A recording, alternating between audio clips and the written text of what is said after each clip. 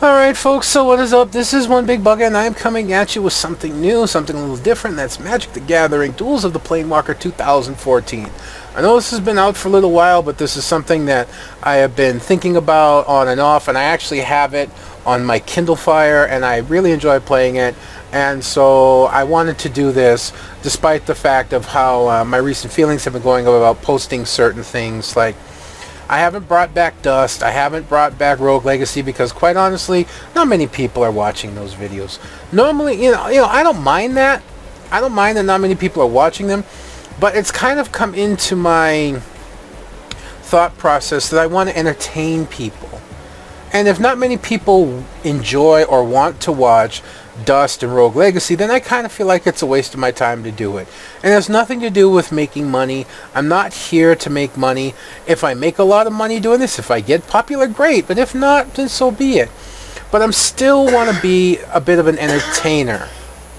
And my wife has a bit of a cold. But I want to be a bit of an entertainer, and that's just, how I feel. It's like, I'm not going to do it if only like 4 people are going to watch it at this point. Where, League, I don't have many viewers, I maybe average anywhere from 10 to 25 views initially on my League games, and then some of them will catch popularity over the long run, which is fine.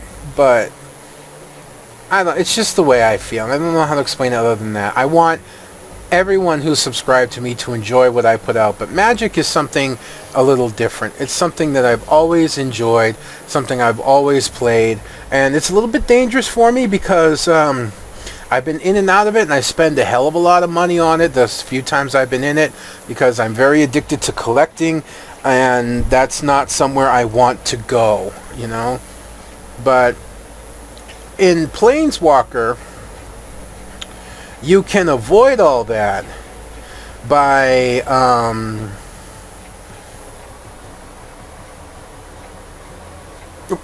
I'm sorry, I lost my train of thought.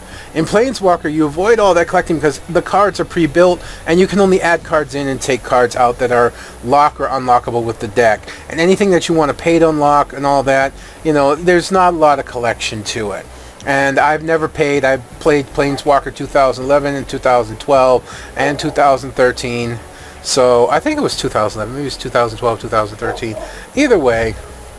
So what I want to do is I want to play through the campaign on this, and I want to go through how to beat the different encounters as we unlock decks and whatnot. Now, the first deck that we get, the base deck, is Hunter's Strength. It's a green deck based on very large creatures, trample, basically overwhelming your opponent through sheer brute force. It's fairly fast. Your creatures are very large, strong. It has a little bit of flexibility, but not much, and the cards don't synergize very well. Your cards tend to be standalone-ish, which for this deck is just fine. We're going against the Fire Wave deck. It has a smaller creature size. Pardon me. It has a similar deck speed, but the deck flexibility is paramount in that it can adjust quite a lot to various situations. Unfortunately, it also does not have much card synergy.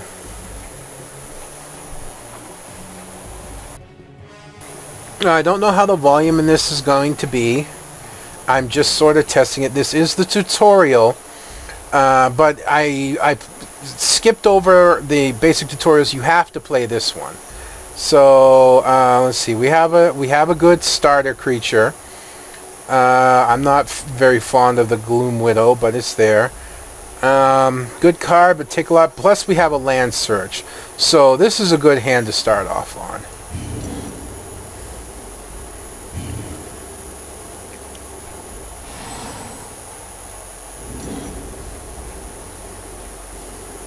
If you don't know the basics of Magic the Gathering, I'm going to suggest you go look it up, more or less. And so we're going to drop our second forest and put out our first card. Very powerful creature to start. For just 2 green mana, you get a 3/3. He has no special abilities, but it's still really strong. So it's definitely something for the opponent to be worried about. Alright, so that's a 2-1. That's nothing for us to be scared of, and it can destroy a target artifact. Not a big deal. But what we're going to do, we could put the Gloom Widow down, but what I want to do is I want to search and get us an extra land, because with this deck, that's paramount. There we go. I'm used to double tapping on my Kindle. And then we're going to use Prey Upon. What this card allows me to do, allows me to take my creature here and force a fight between the two without actually going into my combat phase. Now with that done, I can attack freely. I don't have to worry about getting defended against, and it's going to allow me to do 3 damage to Chandra.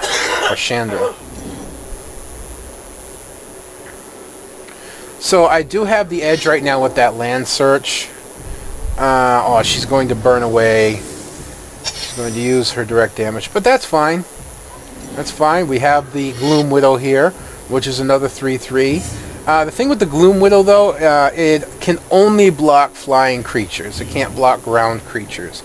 So that's a drawback with the Gloom Widow, which is why I'm not fond of it.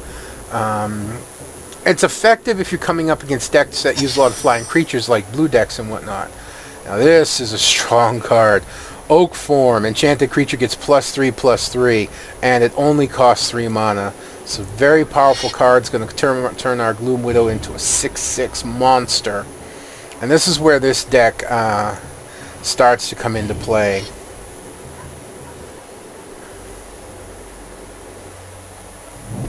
And bam. Already down to 11 health. We have one more Prey Upon. If she pulls a ground card, ground creature, we can just get rid of it. I doubt she's going to pull anything that's a 6/6. There is something strong there.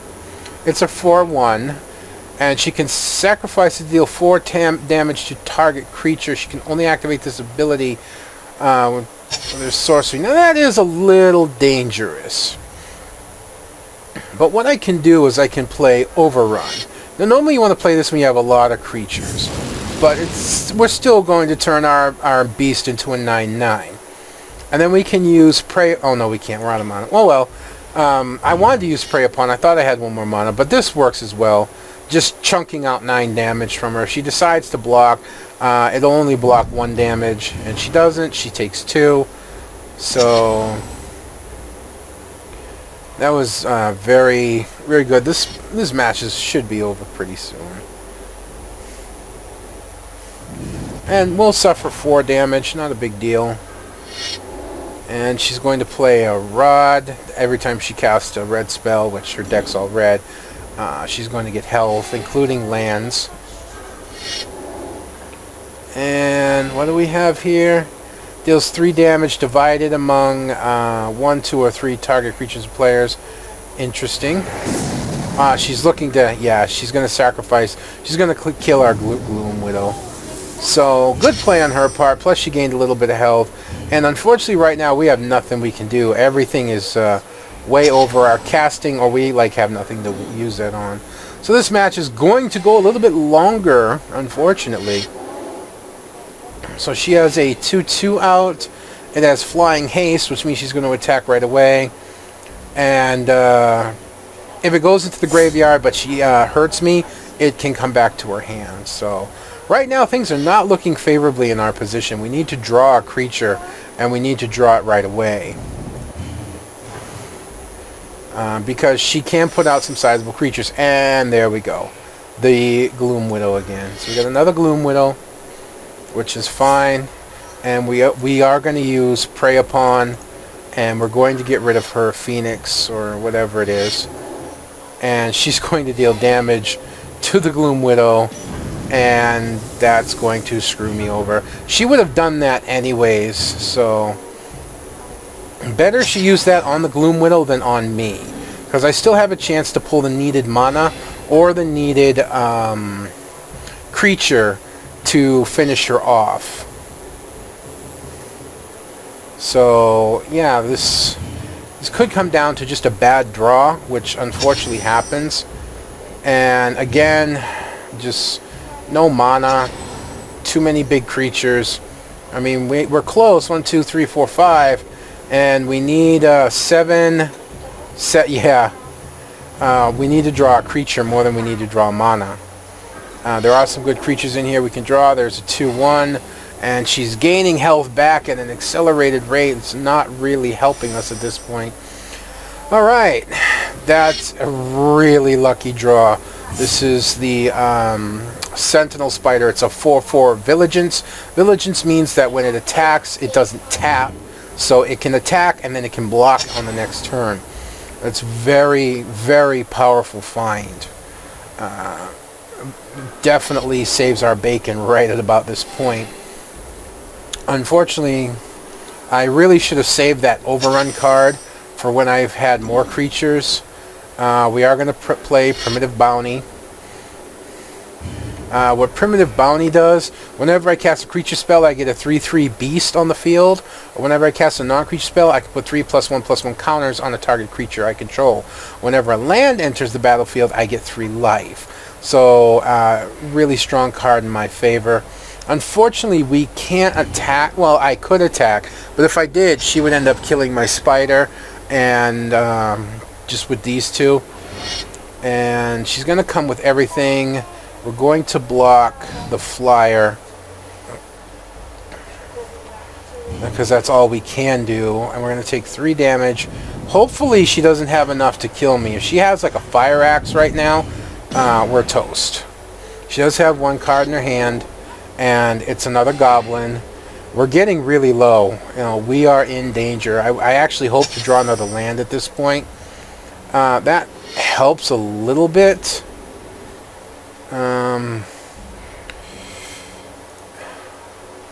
He's going to get 3+1/+1s. So that makes him a 7/7. He's strong, but unfortunately he's the only one.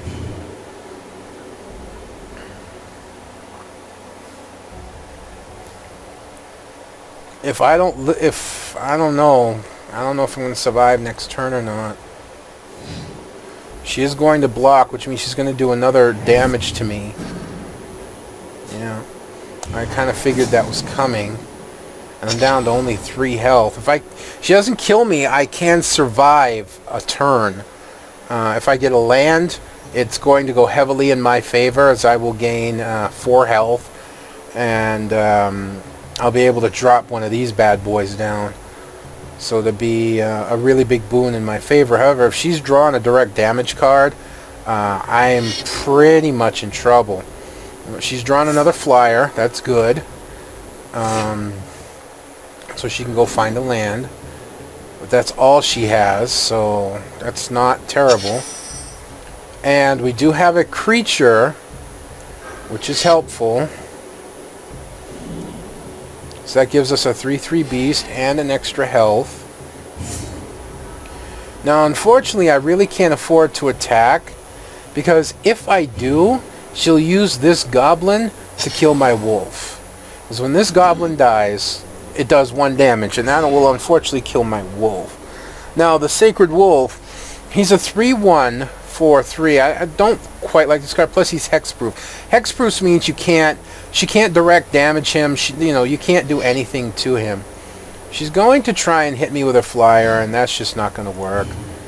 We have a 7/7 spider, so that's going to take care of that. The difficulty of this, by the way, is set on Planeswalker, which I believe is the highest level. So big boon for us right there as we gain life back, and we're back up to 8 life. Now I have 3 creatures, so putting this big boy in is going to be paramount. Because when I put him in, for each green creature I control, I draw a card. Well, I control 3 green creatures, so I'm going to draw 3 cards. Plus I get another 3/3 beast. Plus I get another health. So a lot of stuff happening right there.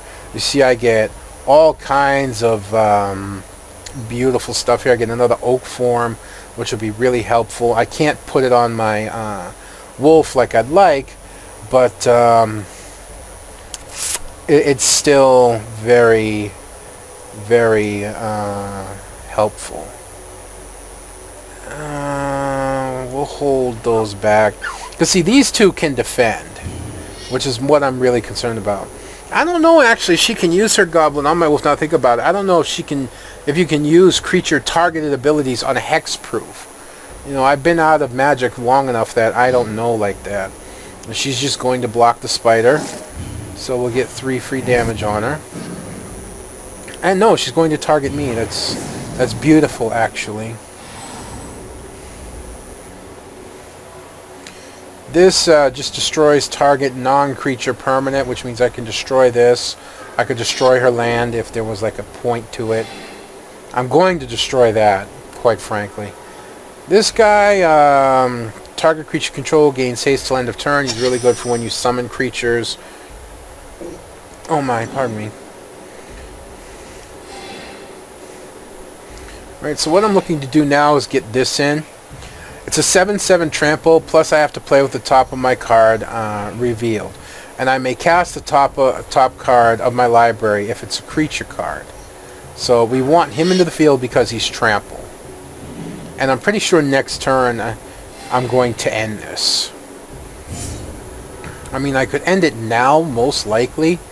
Let's see, 11, she could block 2. Let's say she blocks 7 and 5. 3, 6, 9... No, I can't. So we're going to skip the attack this turn. Because next turn I'm going to put Oak Form on my 7/7 and make him a 10/10 trample, and there's not much she's going to be able to do at that point. Even if I didn't do that, there's not much she'd be able to do. No, I didn't get rid of that. I didn't have enough mana. It takes 4 mana. And I'm going to take some direct damage. Unfortunately, I've earned back enough life to survive. And she's going to bring back her Phoenix. Not a big deal. It's still not going to be enough to save her. So we'll throw down our new land. That's going to give us more life. It's good. Oak Form onto the horde there. Oh, and because I did that, I also get this, so we'll drop that on him as well. So it's 10. Now he's a 13/13 trample. This is what green does. What green specializes at. Ginormous creatures. I don't really need to destroy that. I don't need to cast anything else. We're going to put our spider out anyways. Just because we can, and it gets me another 3/3. So, a little scary there for a little while. That she came really close. I mean, if she drew just a simple direct damage card, we would have been finished. But fortunately she did not. She drew creatures. It wasn't enough. And in the end, we do more than enough damage to just obliterate completely. And then that's the end of it right there. So we unlock the Firewave deck. And we also unlock, I believe, a card. Yes, oh, I love the Master of the Wild Hunt. That's a really awesome card. It has saved my bacon more than one time. Alright, so we're going to go to our deck manager real quick. I underestimated you. It won't happen again.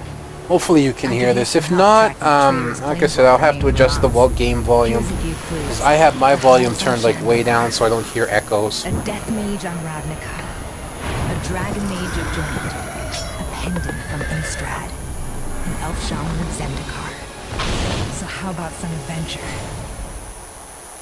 Yeah, I can see Rule 34 happening there. Yeah, we don't need to see that.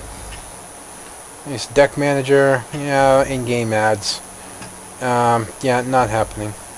So, we want to move over to... Okay, there he is. Right here.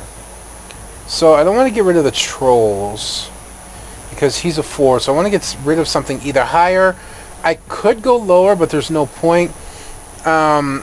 These are helpful, but not as helpful to this deck as you might think. So we're going to take out one of the Bramble Crush. And then we shall save changes. And we're back. Alright, folks. So that is it. That was the first duel, the first Planewalker we came up against. And it was a surprisingly close and tough fight. The draw saved me there. Call it the heart of the cards. Call it whatever you will. You know, it could have gone either way a couple times there. I really should have held on to that overrun, and I could have actually ended the game much earlier. That was a tactical mistake on my part. But for the most part, still, we did pretty good. Considering that you only get that one deck to run with, and it's basic, you gotta unlock the good stuff. So, I hope you've enjoyed watching this as much as I've enjoyed bringing it to. If you haven't, I apologize. You can leave a comment down below, you can rate it, you can subscribe if you so choose. But I am going to be at least finishing the campaign in this. Whether I do anything else or not, I don't know. If you have any ideas, give me suggestions. I may go into multiplayer. Unfortunately, my experience in multiplayer with the 2 previous versions is you can't find anybody. So, I don't know. But we will continue with the campaign, and I will continue breaking down my moves and the reasons why I do them and whatnot, and the cards out, what they do, working with them, reasonings behind things and all that. So, until next time, folks, this is One Big Bugger signing out, and I'll see you then.